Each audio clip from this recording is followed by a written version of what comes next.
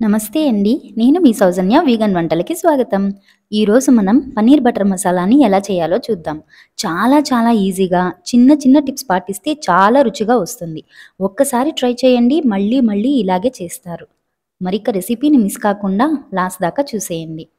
ముందుగా ఒక కడాయి తీసుకొని అందులో 3 టేబుల్ స్పూన్ల ఆయిల్ వేసుకోండి.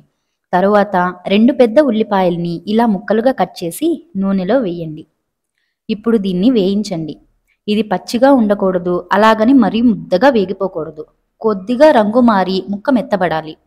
ఈ స్టేజ్లో ఇందులో ఎండుమిరపకాయలు వేయండి. నేను వాడే మిరపకాయలు కారం లేవు, అందుకు 12 వేశాను. మీవి కారం ఉంటే ఒక 6-8 వేసుకోండి, సరిపోతుంది. ఇప్పుడు దీన్ని కూడా ఒక 2 నిమిషాలు వేయించండి. తరువాత 3 మీడియం సైజ్ టమాటాలని ముక్కలుగా కోసి వేసుకోండి.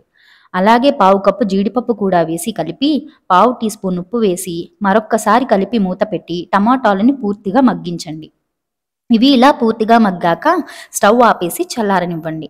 తరువాత దీన్ని ఒక మిక్సీ జార్లో వేసి మెత్తగా పేస్ట్ చేసుకోండి. ఇప్పుడు అదే కడాయిలో 3 స్పూన్ల నెయ్యి వేసి అర టీ స్పూన్ కారం వేసుకోండి.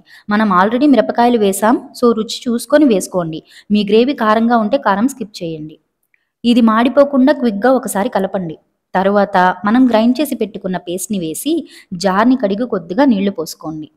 ఇప్పుడు ఈ మిశ్రమాన్ని కలిపి ఇందులో అర టీ స్పూన్ గరం మసాలా వేసి కొద్దిగా కస్తూరి మేతిని ఇలా నలిపి వేసుకోండి. కస్తూరి మేతి కంపల్సరీగా వేసుకోండి, అప్పుడే టేస్ట్ బాగుంటుంది. తరువాత కొత్తిమీరని తరిగి వేసుకోండి. ఇప్పుడు దీన్ని బాగా కలిపి మూత పెట్టి ఒక 10 నిమిషాలు ఉడికించుకోండి. అడుగంటిపోకుండా మధ్య మధ్యలో కలుపుతూ ఉండండి. తరువాత ఇందులో 2 టేబుల్ స్పూన్ల పంచదార వేసి పావు కప్పు ఫ్రెష్ క్రీమ్ ఇంకా రుచికి సరిపడా ఉప్పు కూడా వేసి కలపండి. తరువాత కన్సిస్టెన్సీని అడ్జస్ట్ చేసుకోవడానికి కొద్దిగా నీళ్లు పోసి కలపండి. ఇప్పుడు ఇందులో కట్ చేసి పెట్టుకున్న పన్నీర్ ముక్కల్ని 200 గ్రాములు వేసి కలిపి మూత పెట్టి మరొక్క 10 నిమిషాలు ఉడికించుకోండి. అంతే, ఎంతో రుచికరమైన పన్నీర్ బటర్ మసాలా రెడీ. పైన బటర్ ఇంకా ఫ్రెష్ క్రీమ్తో గార్నిష్ చేసి సర్వ్ చేసుకోండి. ఒక్కసారి ట్రై చేసి మీకు ఎలా వచ్చిందో కింద కామెంట్ సెక్షన్లో చెప్పండి. ఈ వీడియో కనుక మీకు నచ్చితే లైక్ చేయండి, ఇంకా షేర్ చేయండి. అలాగే మర్చిపోకుండా వీగన్ వంటలు ఛానల్ని సబ్స్క్రైబ్ చేసుకొని నన్ను సపోర్ట్ చేయండి ప్లీజ్.